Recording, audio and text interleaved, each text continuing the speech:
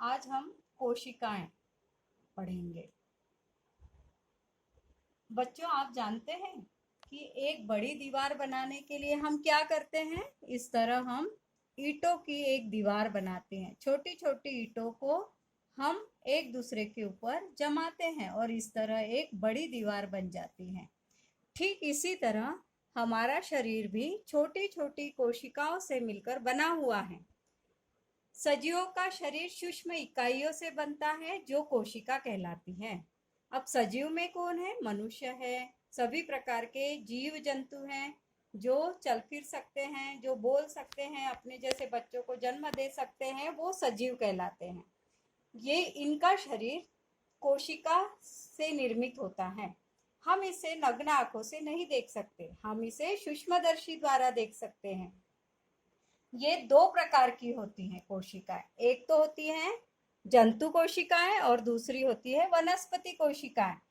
अब इनमें भी एक होती है एक कोशिकीय जीव और दूसरा होता है बहुकोशिकीय जीव। एक कोशिकीय जीव अमीबा, युग्लिना, पैरामेशियम ये होते हैं और बहुकोशिकीय जीव में समस्त जीव जंतु आते हैं। अब मैं आपको बताती हूँ कि हम कोशिका को कैसे जानेंगे। यह एक गोल संरचना है। इसके बाहर की ओर एक पतली झिल्ली होती है जो संरचना को सुरक्षित रखती है और इस आवरण को कोशिका झिल्ली कहते हैं।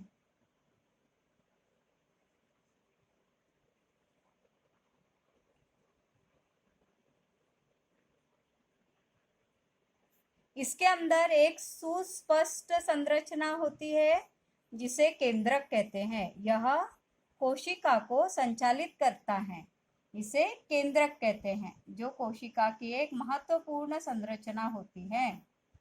इसके अंदर एक जीव द्रव्य होता है जो कोशिका को जीवित रखने में मदद करता है। अतः यह एक जेलीनुमा पदार्थ होता है जो कोशिका में तैरते रहता है। इसे कोशिका द्रव कहते हैं। कोशिका द्रव। अब ये ऐसी छोटी छोटी संरचनाएं आपस में एक दूसरे से मिलकर अंग का निर्माण करती है, बड़ी कोशिकाओं का निर्माण करती है और बहुत सारे अंग मिलकर हमारे शरीर का निर्माण करते हैं।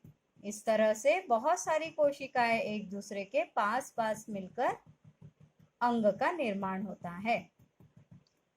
अब प्रश्न होता है कि कोशिका किसे कहते हैं और यह कितने प्रकार की होती है? उदाहरण सहित बताइए और कोशिका का नामांकित चित्र बनाइए या तो फिर कोशिका का सचित्र वर्णन कीजिए। इस तरह 3 से 4 प्रश्नों का उत्तर आप इसमें कंप्लीट कर सकते हैं। बच्चों, आज हमने पढ़ा है कोशिका का सचित्र वर्णन कीजिए।